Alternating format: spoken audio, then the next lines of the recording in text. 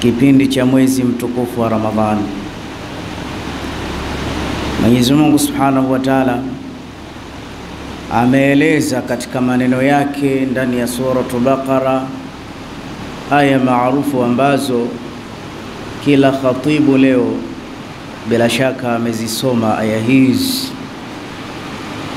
Aya zenyewe zinasema baada a'udhu billahi minash shaitanir rajim, ya ayyuhalladhina amanu kutiba alaykumus siyam kama kutiba ala alladhina min qablikum la'allakum tattaqun ayyaman ma'dudat. Ni matumaini yangu kila kikao cha kheri aya hizi zinasomwa sana, na aya hizi zinaashiria sisi leo kuingia ndani ya mwezi mtukufu wa Ramadhani. Anna a'daa al-islam la ya'rifuna qimata Ramadhan, hata maadui wa Uislamu wanaitambua thamani ya mwezi mtukufu wa Ramadhani. Na kweli inna ad-dina 'inda Allahi al-islam, bila ya ushabiki kuna baadhi ya mambo ukiyatizama utajua kweli dini mbele ya Mwenyezi Mungu bila wasiwasi ni Uislamu. Waislamu wana baadhi ya mambo bila kupeana matangazo na mialiko, yakifika basi wote hufanya kwa pamoja. Angalia mathalan, likitokea jambo la hija, ingekuwa ni watu wengine basi ingekuwa mabango, matangazo, jamani tarehe fulani msisahau kuna ibada ya kukutana. Lakini Waislamu ikishafika mawasimul hajj, utakuta Thailand watatoka, China watatoka, USA, UK, kote watatoka, Marekani watajazana pale hija pale. Na wakijazana katika ibada yao hiyo moja, wanakubaliana na wanaweka tofauti zao pembeni, na imamu anakuwa mmoja anasalisha kwa mara ya mwanzo dunia nzima. Inna ad-dina 'inda Allahi al-islam. Lakini na musimu tuloingia wa Ramadhani, hili jambo la Ramadhani hili, pamoja na tofauti zetu, hili tumekubaliana sote. Watu wote ni siku 29 au ni siku 30. Tutatofautiana kidogo kuanza na kufungua na kumaliza kidogo tu. Lakini leo hakuna nchi duniani isofungwa leo. Leo ukifika Marekani utakuta wazungu kule Waislamu wako ndani ya saumu.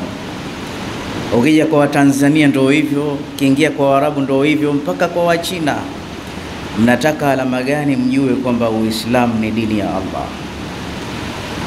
Upande wengine ule, kwa sababu tulitoka sisi kule, kuna vitu vingi hatuamiliani. Kuna baadhi ya funga tutafunga wachache, wengine hawafungi kabisa wala hawaitambui funga hiyo. Kwa hiyo inna ad-dina 'inda Allahi al-islam. Kwa hiyo hata a'daa al-islam la ya'rifuna qimata Ramadhan, hata maadui wa Uislamu wanatambua thamani ya Ramadhan. Na wewe nipe masikio machache niongee kiuchache, ni nini Ramadhan? Ar-Ramadhanu yakfihi sharafan annahu rukunun min arkani al-islam. Ramadhani inafaa kuwa ni utukufu mkubwa kwa sababu ni nguzo miongoni mwa nguzo za Kiislamu. Bunya al-islamu ala 50. Mtume sallallahu alayhi wasallam anasema huu Uislamu huu umejengwa juu ya nguzo 5. Miongoni mwa nguzo 5 ndani yake Ramadhani imo ndani. Kwa hiyo ni ibada kubwa, ni ibada ambayo ukifanya mchezo Uislamu wako haukamiliki kabisa kabisa kabisa. Wa Ramadhanu yakfihi fakhran annahu unzila fihi al-Qur'an, shahr Ramadhan alladhi unzila fihi al-Qur'an. Lakini pia mwezi wa Ramadhani unatosha kuwa ni fahari kubwa kwa sababu ndani ya Ramadhani kumeteremshwa kitabu kitukufu hichi hapa. Mmekiona hichi? Hichi ni kitabu cha Qur'an. Ukisema Qur'an ni mjumuisho wa visomo vingi. Vitabu vipo zaidi ya 52 vya Allah. Vitabu maarufu ni 4. Vitabu vyote vile vimemezwa na Qur'an. Qur'an tibyanun likulli shay. Qur'ani ni ubainifu wa kila kitu. Ukitaka sayansi imejaa ndani ya kitabu cha Qur'an. Mambo ya uzazi, mambo sijui ya kitu gani, huyakuti kitabu chochote cha Mungu unakuta ndani ya Qur'an. Vitabu vingine vya Mungu yapo vimetajwa vichache. Mfano Taurati ilikuwa na kurasa 10 tu basi ishakwisha. Injili ya Nabii Isa ilikuwa ina fadhail lakini haina hukumu. Kwa hiyo hata Nabii Isa alikuwa akitaka kuhukumu jambo mpaka akope maandiko ya Taurati. Lakini ukija ndani ya Qur'ani tukufu hii utakuta Qur'ani yote kila kitu kimo ndani yake. Ni kitabu ambacho kina heshima ya hali ya juu sana. Alafu kina utaalamu wa pekee. Qur'ani ina aya 6660 na kitu. Ina juzuu 30, ina sura 114. Sura ya mwanzo kimpangilio ni suratul Fatiha. Ni sura ambayo ina majina mengi kwa umuhimu wake. Jina la mwanzo inaitwa suratul Fatiha. Maana yake ni preface, maana yake ni dijibaji, ni ufunguzi, ni mwanzo wa Qur'an. Lakini inaitwa suratus Sala. Tutasalia hivi sasa, inaitwa sura ya kusali. Inaitwa sab'u mathani, kitu cha kujirudia rudia. Lakini ukijua Qur'ani inatisha, inaitwa ummul Qur'an, inaitwa mama wa Qur'an. Kwa nini imeitwa mama wa Qur'an? Kwa sababu Qur'ani yetu hii pamoja na aya nyingi hizo ina jumbe 5 tu, ina message 5 tu, ina maneno 5 tu. Maneno yenyewe at-tauhid, at-tabshir, qasas, indhar wa dua. Na hayo maneno 5 yote unayakuta ndani ya suratul Fatiha. Kwa hiyo kwa utaalamu wa Qur'an, suratul Fatiha ina aya 7, lakini wallahi ina tafsiri ya Qur'ani nzima.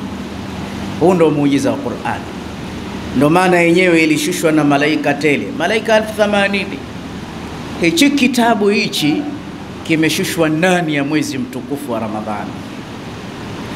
Ar-Ramadhanu yakfihi sharafan annahu unzila fihi al-Qur'an.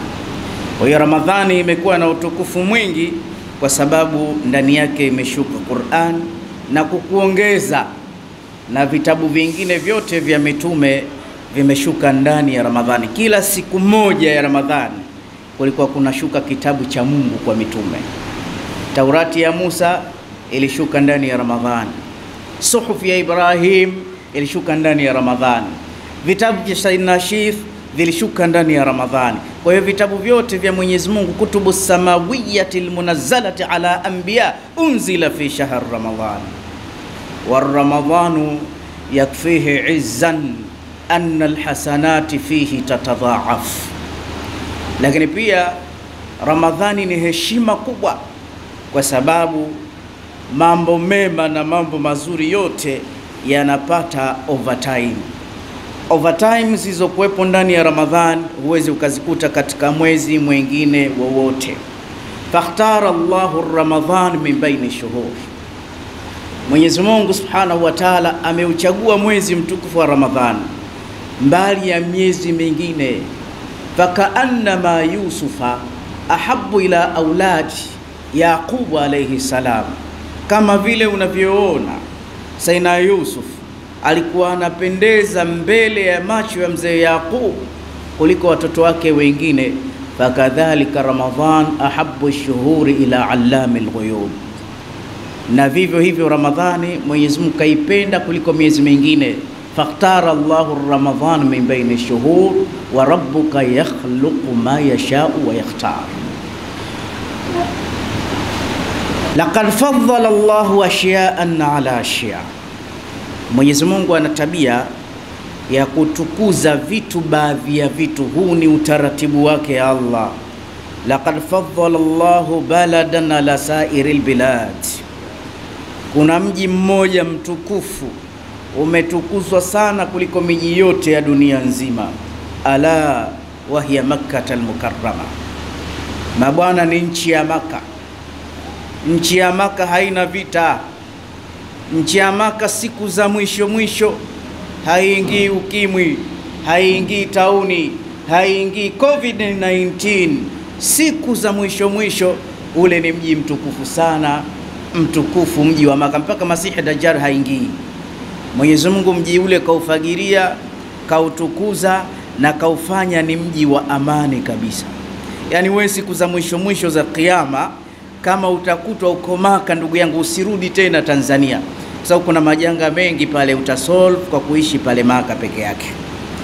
Wafaddala Allahu jabalan ala sa'iril jibal, lakini kuna mlima mmoja katika milima yote ya dunia Mwenyezi Mungu kautukuza sana, ala wa huwa Jabal Uhud.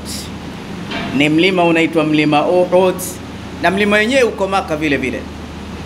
Wafaddala Allahu ma'an ala sa'iril miyah, na kuna maji katika maji yalotukuzwa duniani kutokamana na maji mengine, ala wa huwa ma'u Zamzam wa Zamzam tajiri.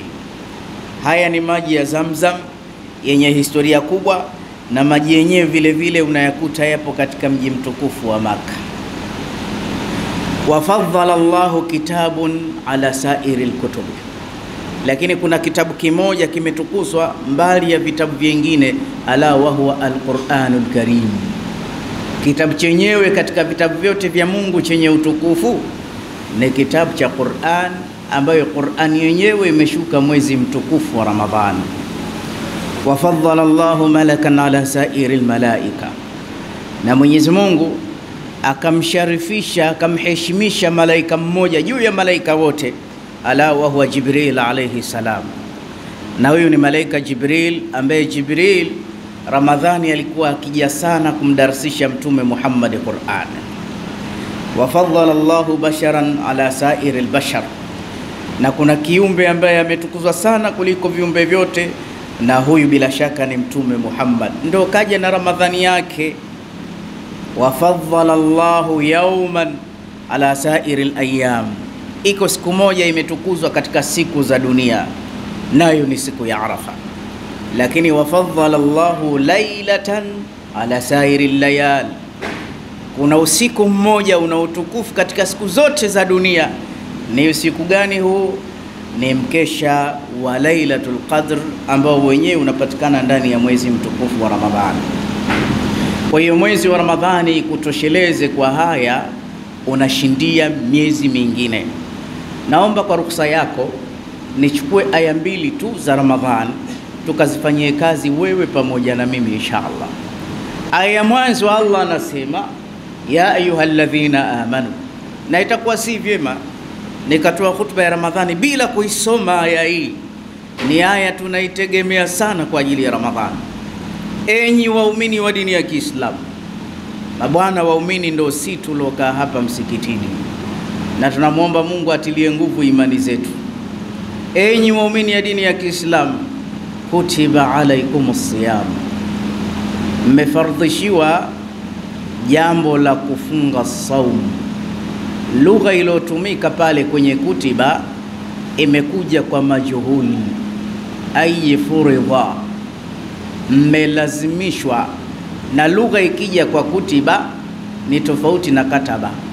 Hata angesema kataba alaikumus siyam ni sawa pia, lakini neno kataba na neno kutiba tofauti yake.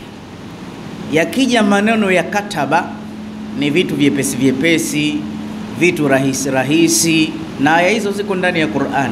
Kataba ala nafsihi rahma wabtaghu fima kataba Allahu lakum, mambo mepesi mepesi. Lakini jambo likiitwa kwa kutiba wanasema ni shaqun, ni azizun, ni jambo gumu, halina usahali, ni zito.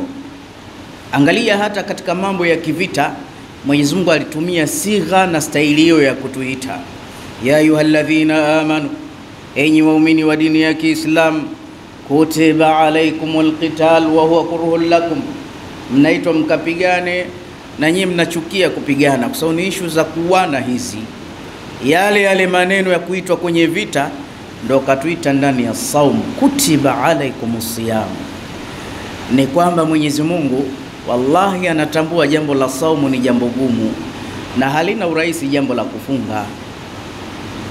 Juzi nimekutana na mtu mmoja anakuja ofisini kwangu, ambe Ustadhi unaumwa? Nikamwambia mimi niko fiti. Kwa nini? Asa au ndo saumu umepungua siku 2, leo chungu cha pili. Nikamwambia njaa mwanaume, na njaa mwanaume kweli. Saumu hii ione hivi hivi saumu. Kuna mtu wangu wa karibu machachari sana, ana tabu sana. Tokea juzi namtania kanywea, hana hata vurugu. Ufikiri nini? Njaa. Wengine hata khatibu hajaanza mnaanza kusinzia. Unajua nini? Wallahi njaa ya hatari. Ndio maana katika hadith kudusi Mungu anasema hata yatruku ta'amahu, mpaka mtu anata chakula chake mwenyewe, hajakatazwa, unakiacha hivi hivi. Si unaona kama mimi nilivyo hivi? Mungu angeonekana pengine leo ngemwambia Mungu, hebu nihurumie, nimeweka daku langu zuri, nimepitiwa mazima na sijafuturu vizuri, lakini itabidi ufunge. Kwa hiyo Mwenyezi Mungu kaona hichi ni kibarua, unaacha chakula, unaacha kinywaji na matamanio ya halali kabisa. Yule mke yule unamwacha hivi hivi. Mtu mmoja yuzi anamlalamikia mke wake, ambia sasa mambo gani tunafanyana? Unaona nimepitiwa hata sijakugusa mpaka asubuhi. Sasa itakuwaje? Ambia ndio ufunge hivi. Haya yote Allah kayaona. Na kuna watu ibada taban, mtu yoyote kula anapenda. Hakuna asopenda kula. Kula ni neema ya hali ya juu sana, lakini ni haja. Na kuna watu njaa hawaiwezi kabisa. Kwa hiyo Mungu katuita kana kwamba tunapelekwa kwenye vita. Utafikiri tunapelekwa vitani. Sababu chakula kina mtihani mzito. Kutiba alaikumus siyam, mmeitwa kwenye jambo gumu zito la kuacha kula na kunywa na matamanio. Sasa mtaulizana, imekuwaje tuitwe katika jambo gumu kama hili? Mungu akapunguza kidogo ule ugumu, akasema kama kutiba ala alladhina min qablikum, kama tulivyowaita waliokuwa kabla yenu nyinyi. Unajua jambo ukiambiwa mwingine ashapitia ule mtihani kidogo unatulia, kuliko likianzia kwako. Ukiambiwa bwana umeona hii njia hii watu pale wanakabwa pale, kwa hiyo tushakwambia mapema, ushapewa notice mapema. Ukifika pale ukitiwa mtama, ule mshtuko wake si mkubwa, wanasema jamaa washafika. Kuliko ukiwa hujaambiwa utapaniki wewe, kumetokea nini, kuna nini, kumbe ni sehemu mbaya ile. Kwa hiyo Mwenyezi Mungu kupunguza ukali akasema haya maonjo hamjaanzishiwa nyinyi, kama kutiba ala alladhina min. Unaona Mwenyezi Mungu anavyojua kuongea lugha laini na waja wake.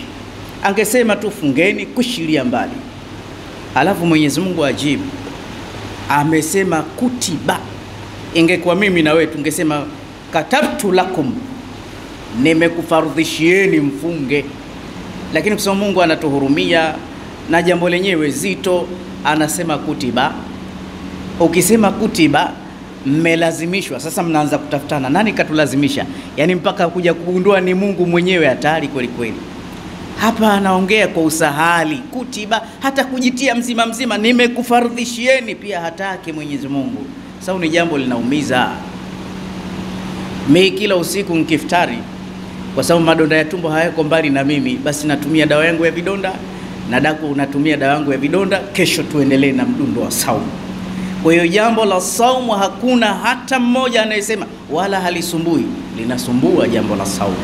Kama kutiba ala alladhina min qablikum la'allakum tattaqun. Faida yake ni nini? Faida yake mpate taqwa. Yuridu Allahu an yazra'a fi qulubina zar'an ismuhu taqwa. Mwenyezi Mungu anataka aoteshe mche ndani ya roho zetu, jina lake ni uchamungu. Na uchamungu ndo leseni, ndo passport ya kupaswa nayo paradise. Wallahi tunamuomba Mwenyezi Mungu angalau saumu ya mwaka huu atupeleke moja kwa moja peponi. Saumu hii itatupeleka peponi, na saumu ina mambo makubwa kabisa. Pamoja ni ibada nzuri, ni ibada ngumu. Mwenyezi Mungu akaleta maneno ya kupunguza, ayyama ma'dudat. Msimsemee Mungu, usije ukasema bwana sasa mpaka itakuwa miezi mingapi? Asema ayyama ma'dudat, masiku machache, 29 ama 30. Kwa hiyo usije ukasema mpaka lini? Mpaka kesho kutwa tushamaliza saumu. Alafu pia asema sasa watu wote tukifunga, wengine hatuwezi, akabagua. Faman kana minkum maridan au ala safarin fa'iddatun min ayamin ukhra. Yule ambaye atakuwa msafiri, mwingine ni mzee, mwingine ni mgonjwa sana, huyu basi aache kufunga, siku nyingine atakuja kulipia siku nyingine. Kwa hiyo hata mtu akisafiri akiacha kufunga, fadhila zake ni kubwa kuliko hata akiendelea na saumu yake. Na mgonjwa asiwe mgonjwa mpaka akafa. Sayyidina Anas ibn Malik aliishi mpaka miaka kama 80, miaka miwili mizima, kwa sababu ya uzee aliokuwa nao. Alikuwa hafungi Sayyidina Anas, alikuwa kila leo analisha maskini. Yani ukiwa wewe ni mzee au ni mgonjwa, basi itabidi ulishe maskini mmoja. Na siku hizo Sayyidina Anas ibn Malik, kwa sababu kila siku 30 alikusanya masikini 30 kwa siku wote, akawamwagia chakula wote, akasema nishamaliza deni la mwezi mzima sasa. Na wewe unaweza ukafanya hivi. Lakini tunaye mjamzito, mama mjamzito, mimba changa inafujo, mama anadondoka kila saa, mara nyingine mpaka akatiwa dripu. Sheria imemuona huyu, aache kufunga asije akatufia bure. Wala tushaddidu dini ni nyepesi sana, asifunge. Lakini kuna mambo mawili, kama mwenye mimba ataacha kufunga sababu ya afya yake, kwamba kwa hali lilokuwa nayo nikifunga itakuwa hatari, ale baadaye atalipa saumu tu.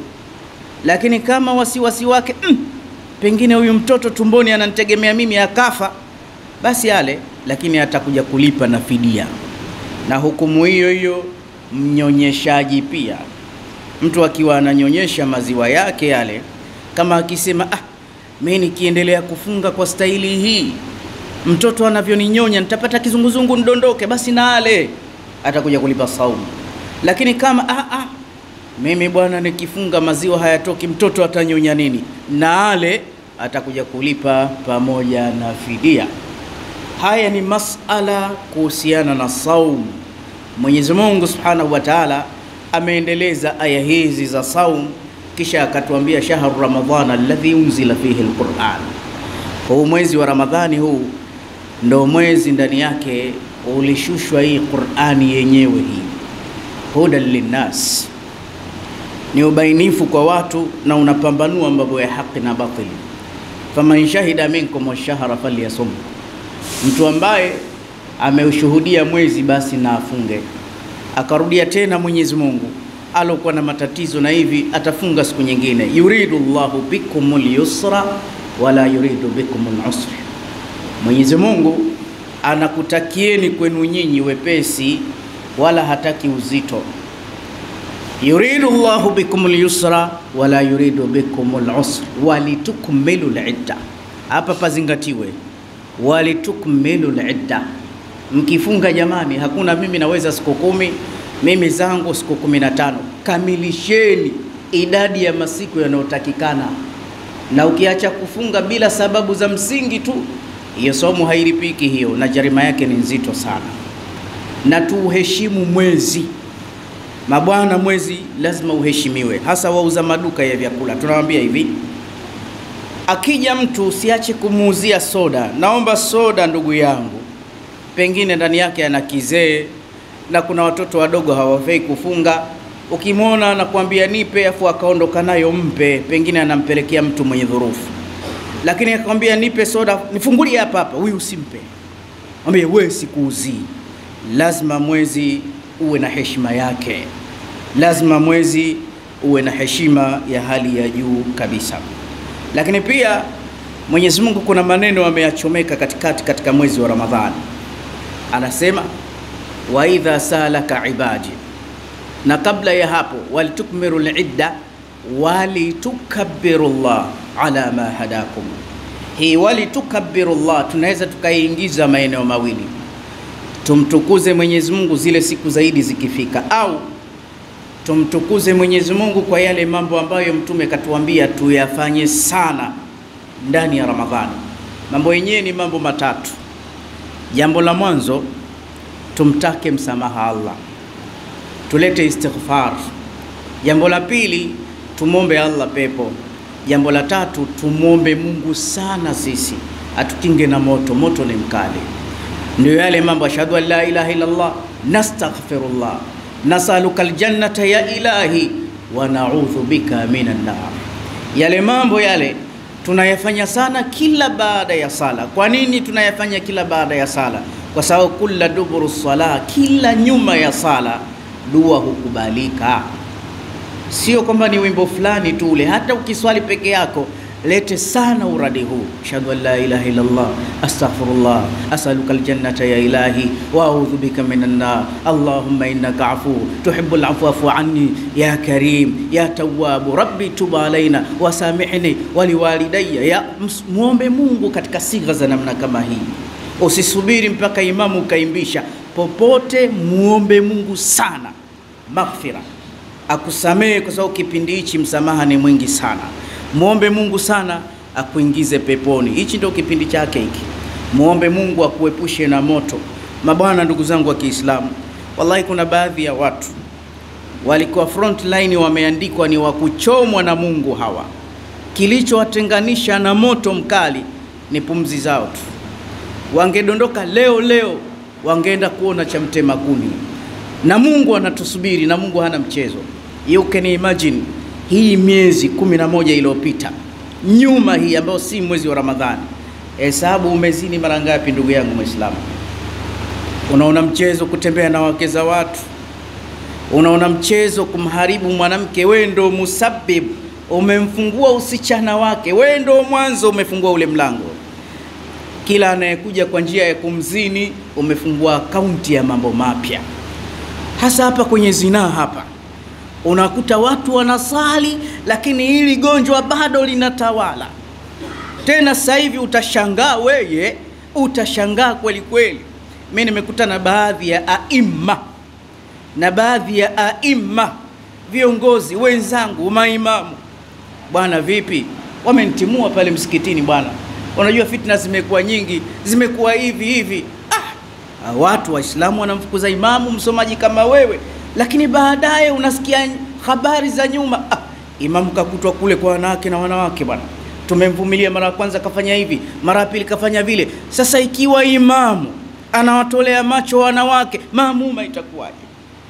Wanasema dhambi zinazotutesa hapa Tanzania hizi mbili. Unajua Watanzania ni warahimu, ni wakarimu. Hawana ile mambo mabaya, hawaabudi ng'ombe kama India huko. Mkienda kwa wenzetu, watu wanaabudia mpaka tupu za wanawake, vitu vya ajabu. Ng'ombe anaabudiwa. Hapa Tanzania hakuna vitu kama hivi. Hapa Mungu na sisi, mtume na sisi. Lakini tuna matatizo mawili haya. Tukiyarekebisha haya tumefanikiwa. Ulevi na uzinzi. Hivi vitu viwili hivi tukicheza navyo, kwanza maisha yetu yatakuwa super. Halafu tutakuwa waheshimiwa kwa Allah. Azina jarima ihtazu arshur rahman. Zina ni dhambi, ikitendwa inatingisha jengo la arshi ya Mungu. Na ile zina uloizini, ule utupu utabandikwa nao siku ya kiyama. Utakuwa unalipuka kama mabomu ya dunia, na unakulalamikia fedheha kubwa hii siku ya kiyama. Tupu yako wewe, uqitatum min lahamika, itakukhini siku ya kiyama. Ile tupu yako itarefushwa zira 70, itakuwa inanuka hatari. Ardhi ya shaba ipo chini inaungua. Idhlali ya hali ya juu sana. Haya yote wa kulla shay'in ahsaynahu kitaba, yamedhibitiwa kwa kuandikwa. Mtume kayaona haya, kasema ikishaingia Ramadhani kama hii, mtakeni sana msamaha Allah. Na msamaha kuna kujumlisha Mungu nisamehe zina zote. Toba haiko hivyo bwana. Toba, kila toba wajibu an yatuba min kulli dhanbin. Kila toba moja ipe sharti zake 3. Kuna zingine zina sharti 4. Kwa hiyo anza kumwandika Asha, mletee sharti 3 za toba. Anza kumwandika Mwanauru, mletee sharti 3 za toba, na kila sharti lazima ulie ndani yake, lazima uazimie sirudi tena dhambi yake. Hakuna toba inafanya unarudi, hapana. Sasa Mtume anasema mambo 3 muombeni Mungu, na nikwambie siri, zina ina hasara nyingi. Miongoni mwa hasara zake inaondosha haya. Mtu anayezini kwanza haoni vizuri, hata ukimwambia mtu yule yuko wapi, haoni, nuru inaondoka. Mtu anaozini hana aibu, aibu hana kabisa. Anaweza leo akamtongoza mtu kama mamake mzazi, wala hana wasiwasi. Lakini mtu anayezini, na kuambia siri sasa, hadumu kwenye kazi. Hata anaingia leo kwenye daladala, kesho kutwa kashapigwa chini, amepewa semi-trailer, kashushwa hivi, acha gari hapo hapo, shuka. Alafu anakwenda kupewa mtu mwingine, anasema mimi nina mikosi. Ni vile vivuli vya zinaa. Kuna vivuli vya mashetani, ukizini hapo hapo vinakumbatia. Hapa Shauri Moyo hapa, unashangaa wewe spare hazitoki, wenzio kila leo Dubai. Basi hata wale wasiokuwa Waislamu wakienda kwa waganga wa kienyeji, anaambia masharti ya tiba yako, usije ukalala na mwanamke leo. Hawafanyi uzinifu. Uzinifu na matatizo mengi. Sasa kwa sababu Mungu ashakutia nuksi ya zinaa, muombe Allah msamaha katika mwezi huu. Na neno la mwisho kabisa la kuhitimisha, wa idha salaka ibadi anni fa inni qarib. Kuna aya za maombi zilipachikwa kwa ajili ya mwezi mtukufu wa Ramadhani. Ina maana ndani ya Ramadhani pia tuombe dunia yetu. Muombeni Allah akupeni maisha ndani ya Ramadhani, ili mwezi tukiutumia vizuri una uwezo wa kuendesha miezi 11 katika miezi 12 iliyobaki. Muombe Mungu fadhila zake kipindi hichi. Moja kati ya dua za wafungaji inakubalika. Tumia muda mrefu kumwomba Allah, hasa tumia zile miusimu ambazo dua zinakubalika sana, hasa pale anapoadhini muadhini, panapoadhiniwa mpaka muda wa iqama, pale dua zinakubalika. Omba dua za maana. Muombe Mungu akudumishe kuswali, muombe Mungu ufanye yoyote, lakini usife vifo vya ajabu. Haya ni mashtaka. Mungu nakuomba, mimi ni mja wako. Sema hivyo hivyo. Mara nyingine naingia guest huku nalalamika, mara nyingine naiba cha mtu, najua hiki si changu, sijui hata nitafia wapi. Siku za mwisho niulie hata msikitini Mungu. Siku za mwisho angalau nimetubia Mungu, usiniite kwako ila pale unapoona kidogo nimetengeneza muamala mzuri na wewe. Kisha muambie Mungu ufukara, shida, madeni ndio usiseme. Mabwana, simama na Mungu kila siku moja. Muombe Mungu akufutie madeni, akufungie kabisa mlango wa madeni.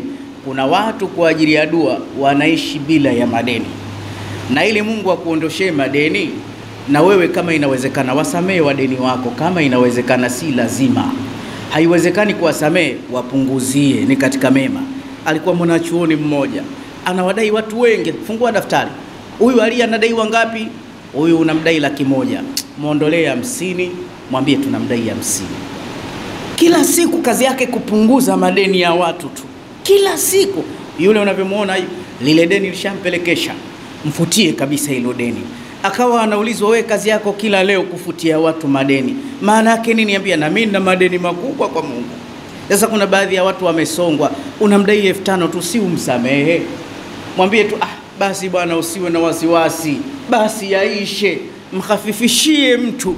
Kuna mtu halali macho kwa sababu ya deni lake, na wewe hudai hata kwa rehema. Unaona kama anacho hataki kukupa, kila siku message kali, nakwambia nitakuonesha, nilipe shehe wangu. Unamdhalilisha Muislamu kwa ajili ya deni lile.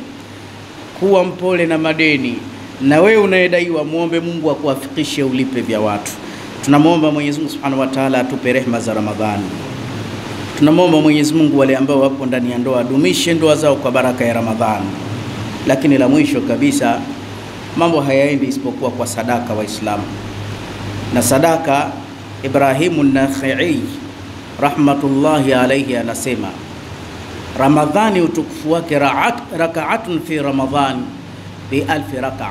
Ukisali rak'a moja ni sawa na rak'a 1000. Ukienda rukuu moja ya sala ni sawa na rukuu 1000. Akasema na tasbihi moja, subhanallah, hesabia hizo ni tasbihi 1000. Anna alhasanati fihi tatadha'af. Kisha akasema wa sadaqatun fi Ramadhan bi1000 sadaqa. Ukitoa sadaka moja kwa ajili ya Ramadhani unahesabika ndugu yangu umetoa sadaka 1000. Leo ukitoa 10,000 utahesabika umetoa mara 1000. Ni pesa nyingi sana. Sasa leo hebu lete ile 10,000 yako ambayo iende kule Mwasonga kule, na hata nami nitatoa. Baada ya kuongea hivi mwenyewe nimepata imani. Ile shilingi 10,000, Allah asema man jaa bihasanatin 10 amthaliha, anayefanya jema moja Mungu atampa 10. Miezi ya kawaida ili alina mjadala, ukimpa Mungu 1,000 anakupa 10,000, ukimpa 10,000 anakupa laki. Wallahi ukimpa laki anakupa milioni, ukitoa milioni anakupa milioni 10. Lakini ndani ya mwezi wa Ramadhani hata ukipiga hesabu kichwa kinauma. Usishangae ukatoa 10,000 Mungu akakupa milioni 10. Usishangae ukatoa milioni 1 ukapewa bilioni 1 na Allah. Na haya yote Allah anayaweza. Haya yote Allah anayaweza. Kwa hiyo leo tumieni fursa ya Ijumaa, tumieni ndani ya Ramadhani, tumieni muda ambao uko ndani ya khutba. Makama ya Mtume Muhammad inahamasishwa sadaka kwa ajili ya mambo ya kheri, kwamba sadaka yako uitoe hapa. Muombe Mungu, mwambie mimi maisha tu, na mimi nipe mlango hapa Shauri Moyo, kuza biashara zangu, mimi ndoa zangu tu, mimi sipati mtoto, wazee wangu kaburini. Embu itilie nia, lakini usisahau Mungu, kwa sadaka hii mimi nimezini sana, nimefanya liwati, ukiangalia haki za watu Shauri Moyo, nimeibia watu hawana idadi, na walipaje hawa? Mungu nakuomba hii sadaka yangu hii. Tena nikuongeze neno la Imam Ghazali, manake mtu ukichukua haki yake umrejeshe. Umechukua mke wa mtu wewe, ukienda kumwambia mwenyewe ni hatari kubwa.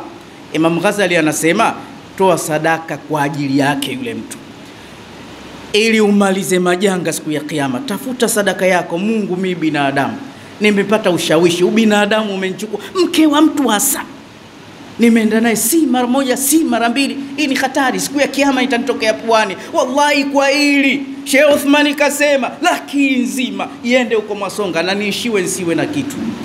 Uone Mungu atakufanyia nini ndugu yangu Muislamu. Baada ya kuyasema hayo, Mungu atujalie kila la khair na atuepushe na kila la shari. Wa qala azza min qailin alim فإذا قرأت القرآن فاستعذ بالله من الشيطان الرجيم. أعوذ بالله من الشيطان الرجيم. شهر رمضان الذي أنزل فيه القرآن هدى للناس وبينات من الهدى والفرقان. بارك الله لي ولكم بالقرآن العظيم ونفعني وإياكم بالآيات والذكر الحكيم. أقول قولي هذا واستغفر الله لي ولكم فاستغفروه إنه هو الغفور الرحيم. إرغاما لمن جاهد به وكفر، وأشهد أن سيدنا ونبينا مولانا محمد وعلى آله وأصحابه المصابيح الغرب. عباد الله اتقوا الله من سماء اللغو وفضول الخبر، وانتهوا عما نهاكم عنه وزجر، واعلموا أن الله أمركم بأمر بدأ فيه ونفسه وثنى بملائكته المسبحة وقدسه، وثلث بكم أيها المؤمنون من برية جنه وإنسه، فقال تعالى مخبرا وآمرا إن الله وملائكته يصلون على النبي يا أيها الذين آمنوا صلوا عليه وسلموا تسليما. اللهم صل على نبي الرحمة وشافع الأمة عدد ما أحاط به علمك وعصاه كتابك وضمه، وعلى آله ومن نصره في كل مهمة، خصوصا منهم ذي الأسل الأريق أمير المؤمنين سيدنا أبي بكر الصديق، وعلى الزاهد اللواب الناطق بالصواب أمير المؤمنين سيدنا أبي حفص عمر بن الخطاب، وعلى جامع القرآن أمير المؤمنين سيدنا عثمان بن عفان، وعلى أسد الله غالب إمام المشارق والمغارب أمير المؤمنين سيدنا علي بن أبي طالب، وعلى ولديه سيدين أبي محمد الحسن وأبي عبد الله الحسين، وعلى أمهما الزهراء البطول، وعلى عميه المعظمين عند الله والناس المطهرين من الدنس والأرجاس أبي عمارة الحمزة وأبي الفضل العباس، وعلى بقية العشرة المبشرة الذين بايعوه تحت الشجرة، طلحة الفياز والحواري الخير وساد الهدى وسعيد الخير وعبد الرحمن الزكي شاكر. وأبي عبيدة الزاهد الزاهد رضوان الله تعالى عليهم أجمعين إلى يوم الدين. اللهم أعز الإسلام والمسلمين وأذل الشرك والمشركين وانصر جيوش المسلمين ونكس أعداءك أعداء الدين واختم لنا بخير منك يا أرحم الراحمين. اللهم اغفر للمؤمنين والمؤمنات والمسلمين والمسلمات الأحياء منهم والأموات. ربنا آتنا في الدنيا حسنة وفي الآخرة حسنة وقنا عذاب النار برحمتك يا أرحم الراحمين. عباد الله، إن الله يأمركم بالعدل والإحسان وإيتاء ذي القربى وينهى عن الفحشاء والمنكر والبغي يعظكم لعلكم تذكرون. فاذكروا الله العظيم الجليل يذكركم واشكروه على نعمه يزدكم واسألوه من فضله يعطيكم ولذكر الله أعز وجل. وأكبر. الصلاة.